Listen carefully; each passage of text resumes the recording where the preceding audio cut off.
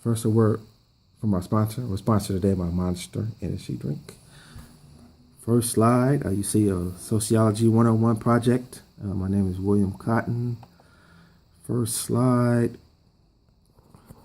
I chose a modernization theory, which is the model of economic and social development that explains global inequality in terms of technological and cultural differences between nations. And you see from the picture, I chose, the picture's caption, "Welcome to Cuba, the country that time forgot." And anybody familiar with Cuba know that they were part of the Soviet Union. When the Soviet Union and communism, well, not communism, but the Soviet Union collapsed, the United States put an embargo against Cuba. And since then, they've been forced to maintain a fleet of 1950s vehicles with, just ingenuity. They don't really have the parts. And I flagged that under colonialism, which refers to the process by which some nations enrich themselves through the political and economic control of others. Which leads me to my next slide, which is dependency theory, chapter 12. And the dependency theory states that poor countries have become dependent on rich nations because they sell, and I should say, raw materials to rich nations. And again, I chose, this is a picture of a lady in Haiti. And this is after the earthquake, which was devastating because Haiti is the poorest country in the Western Hemisphere, and infrastructure-wise, it's not where it should be. And I put on my slide when France showed up in 1825 in the harbor with a bunch of ships, and they told Haiti, if you want to remain independent, you have to pay us 150 francs, which would be the equivalent today of 20 billion US. And again, I flagged that under colonialism, which refers to the process by which some nations enrich themselves through political and economic control of others. Haiti, Cuba, it's only a couple of countries in the Caribbean that are independent, that are not owned by US, France, or Great Britain or England, or whatever you want to call them. My next slide, I have to focus in on her. This is a young Muslim lady, and her caption states that two-thirds of Trump's wives were immigrants, proving once again that immigrants will do the jobs that Americans will not do.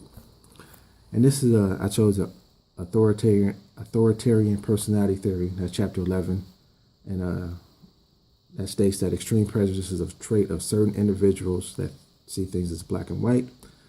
And she's demonstrating against a ban, which banned people from returning to the United States who had visas from 7 Islamic countries. Like every person in that country is a terrorist or is the enemy of the United States. I flagged this under neo-colonialism.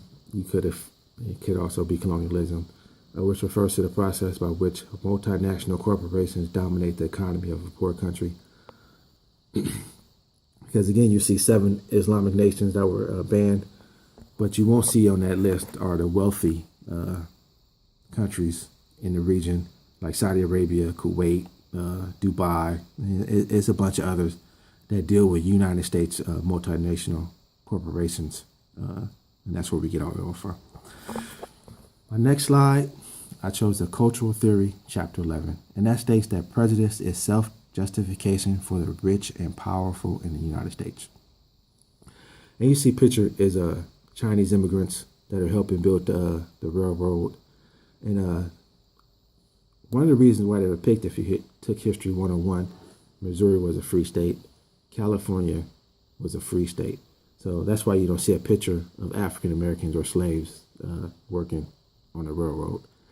And after finishing helping on the railroad and helping with the California agricultural industry, the Chinese Exclusion Act was passed in 1882, barring immigration to the United States.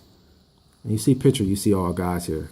So the reason that's key is once they pass this act, if they want to get married or have kids, now of course they were going to have to return home. Leads me to my next slide, slide 6, the labeling theory, chapter 7. And that states that deviance and conformity result not from what people do, but how others respond to those actions. AC pictured, I picked Jerry Lee Lewis. I think his biggest hit was Great Balls of Fire. And you see also pictured is his 13-year-old first cousin, who he married. And he was on tour in London, and a London reporter discovered that, and his concert was subsequently canceled.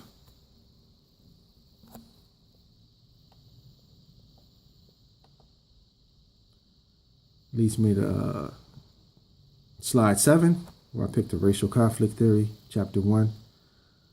And that focuses on inequality and conflict between people of different racial and ethnic categories.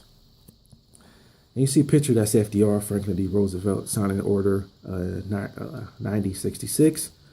And despite the axis of evil consisting of Germany, Italy, and Japan, only Japanese American citizens were forced to go into internment camps. And again, these are Japanese American citizens.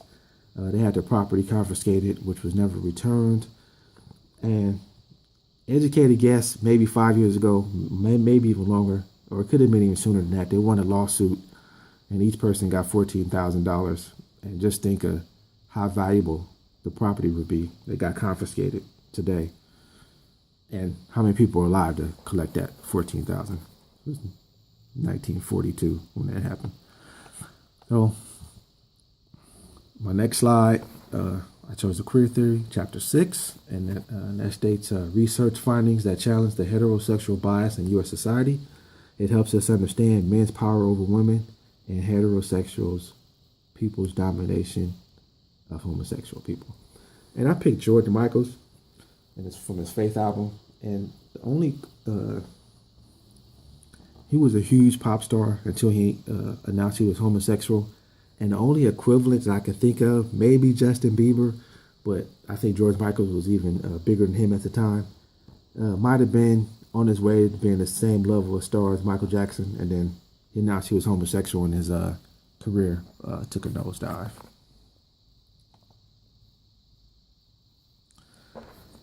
Next slide, I chose the gender conflict theory, chapter 1, and that focuses on inequality and conflict between the men and women.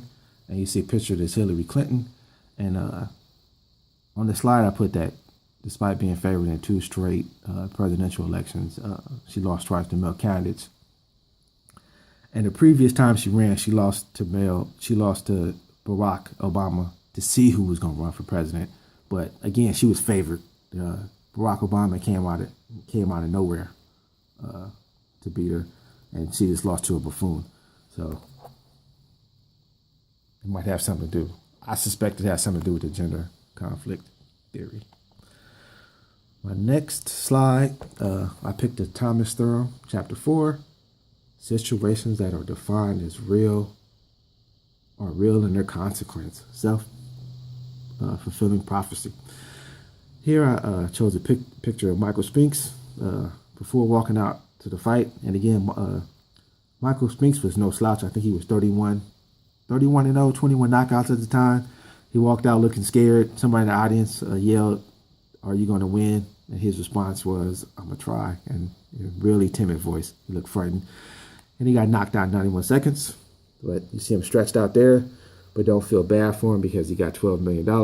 So I'm sure he woke up looking for his check. Next slide. Last but not least, I chose the cultural theory, chapter 11. And it states that prejudice is embedded in culture. And definitely embedded in Western culture. And as you can see a picture, I picked the Poland, and you see, and a lot of other European countries. It's a picture, the Virgin Mary, and also, you know who else is in the picture as a baby.